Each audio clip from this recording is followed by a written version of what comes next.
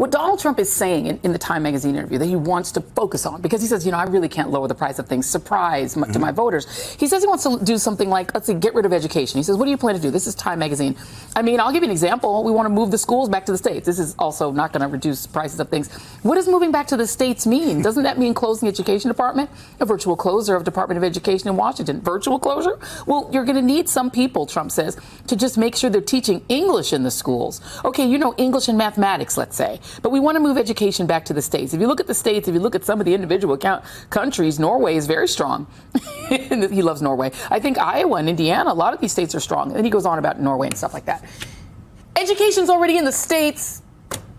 It's actually, of course, it's even more local than that, right? It's like California doesn't pay for the Los Angeles school district. Right. Los Angeles does. New York City pays for its own schools. Albany's not paying for the New York City schools. There's elements of cost sharing and there's elements of federal subsidies to all of this. But the federal piece of public education in America is 7%. If you zero it out, that you're going to be taking 7 pennies away out of the dollar.